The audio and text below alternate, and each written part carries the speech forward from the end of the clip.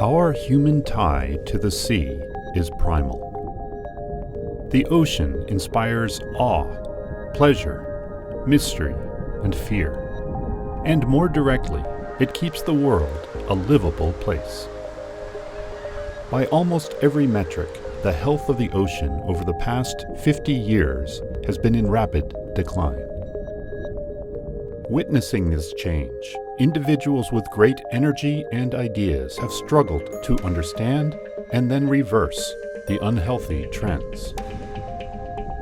Often working in isolation in the past, they've come to realize that active ocean conservation is a community effort.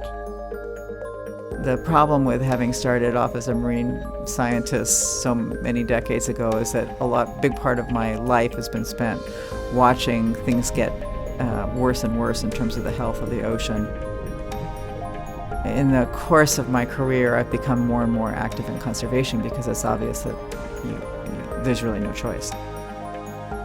Change is happening so quickly in the oceans that I fear that my own daughter, who's just 2 years old right now, will not experience many of the things that I took for granted as a child. 25 years ago, it was changing more quickly than it was, say, 50 or 100 years ago. 10 years ago, we were beginning to not only see the changes, but to connect the dots. Nobody can do anything alone in the ocean. The ocean's too big and the problems are too complicated. The idea for the Ocean Foundation was brilliant. With the growing awareness that the work of individuals could be supported within a community problem-solving context, photographer and founding board member Wolcott Henry decided to act. He convened fellow divers who shared his passion for healthy coral reefs. With Mark Spalding as the first and part-time staff, and $200,000 of startup capital, the idea that grew into the Ocean Foundation began. The idea was that the Ocean Foundation also would operate on that well-known, accepted model: pooled funds, advised funds, fiscal sponsorship, and we took all of those tools and put them into this ocean context. Building on its initial project with coral reefs, the portfolio quickly expanded to fund and administer 16 projects by the year 2005, with marine mammals, sharks, sea turtles, and seagrass. The range reflected the diverse dreams and capabilities of many talented and motivated people around the world, a central founding principle.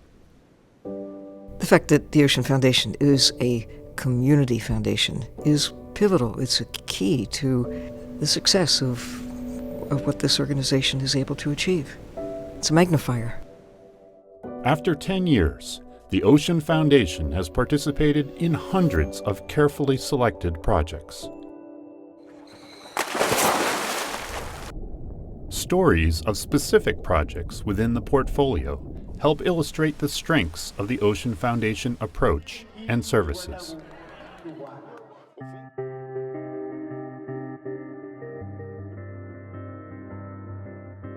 I wanted to travel the world making films about the global water crisis and try to understand and communicate what that problem is. I was able to get the support I needed on the administrative side and the legal side and the financial side, and that freed me up to go out and do the work that I really wanted to do.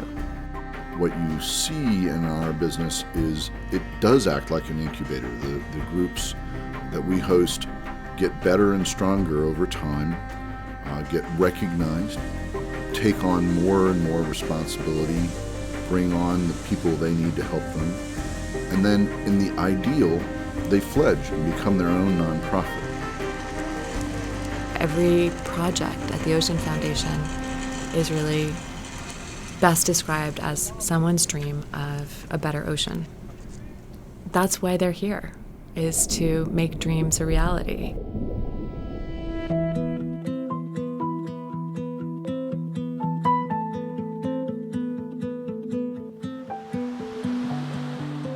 Hoyt Peckham, Dr. Peckham, was working in partnership with Jay Nichols on sea turtle conservation in Baja California, particularly to convince fishermen not to intentionally catch sea turtles and to substantially reduce bycatch of sea turtles.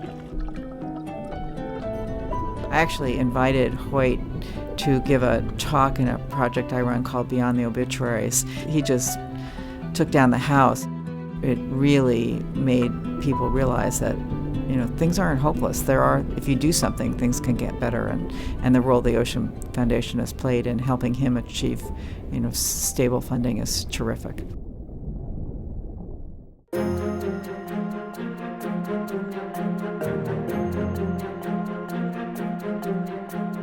Instead of hunting and killing everything in the ocean, one could create a dynamic ecotourism operation out of Mozambique that made money off of the critters in the water being alive. And so they've worked very hard to see that there were a number of folks trained to be scuba divers, and then go beyond that and be trained to be dive instructors and dive instructor masters. I look forward to progress in this professional career so I can be able to teach other Mozambicans how to dive. In addition to its community of project activists and researchers, and its board of advisors, the Ocean Foundation also draws on a community of funders and supporters. As a donor, one of the really important things to me about the Ocean Foundation is how much they know about things, how vetted all of these projects are, how long they've been working with different people that they're working with. So there's less risk. In Anne's case, she was also able to host a 60 Minutes film crew who spotlighted several Ocean Foundation scientists working in Cuba. When I was there, I've learned so much about the history of how long the Ocean Foundation has been working in Cuba, interacting with the scientists and them having built this project together and the trust that they have between them. In Cuba, I can only imagine how long that takes. Working here is incredibly difficult and often frustrating. This expedition requires signatures from 15 different ministries, including the Army. We're trying to help increase the capacity of the locals to do this work. So we partner with the University of Havana's Center for Marine Research and the Coastal Ecosystem Conservation Research Group. And we spend our time and effort to help them have the resources that they need, get access to boat time to do their own research.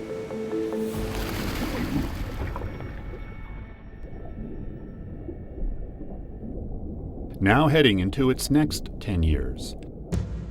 The Ocean Foundation's global network is more ready than ever to wage its fight for a healthier ocean. They are effective, and they are creating change, and they are conserving, and they are having success. We now have the track record to do this at 3 or 4 times the scale that we're doing it now. And we need every single good idea, every single capable person to be part of solving that crisis, because we're not going to do it on our own. We are at risk. Depending on what we do or don't do, our future will be secure or not. The good news is this, the sweet spot in history, sweet spot in time. Never before could we know what we know. Never again will we have a chance as good as the present time to do something about it.